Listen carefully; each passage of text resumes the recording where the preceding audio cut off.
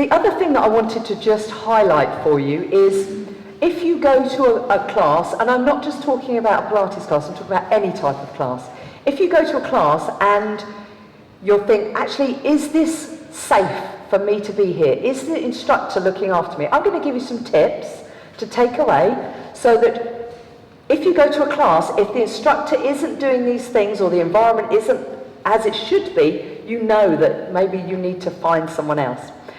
So you should be working at your own pace that is suitable for you. So if you've done a class and that hasn't been the case, then it should be.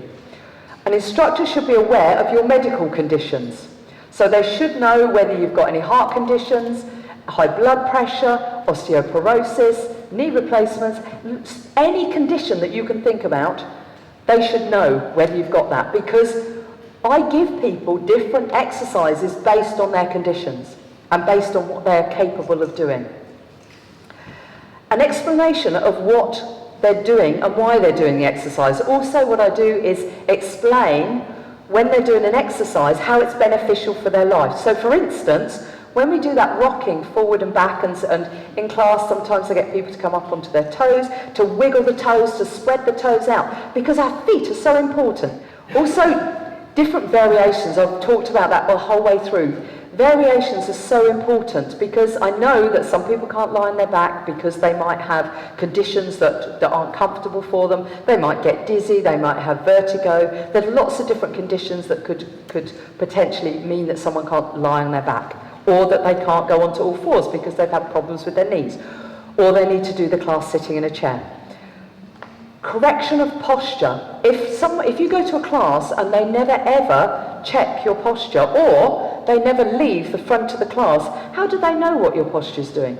If they're standing at the front of the class having a good old workout, then how are they going to be able to check you and advise you and correct you? Because they're just having a workout themselves. I can honestly say that when I teach my classes, I never get a workout, because I will demonstrate the exercise and then I will move around to show, to check, to make sure if people are in correct positions. So I'll support them. I always make sure that if anyone's got any questions, if anyone's not sure of anything, I've got a master's in education, so I know that if one person in the room has got a question, there's going to be someone else in that room that's got exactly that same question.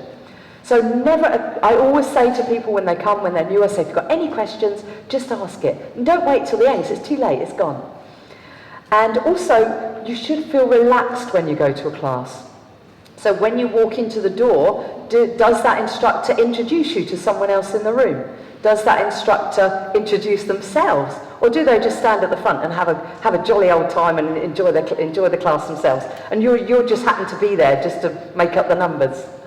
Hopefully that person actually cares about you. And that's where I'm so passionate about my Pilates and about teaching, and trying to get people to realise that when you go to an exercise class, you should be looked after. You are the most important person in that room to that instructor.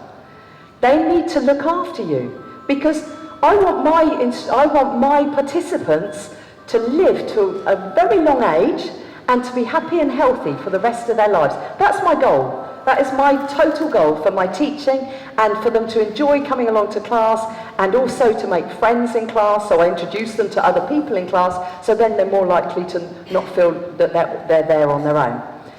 So they're some of the things that I ask you to look out for when you go along to a class.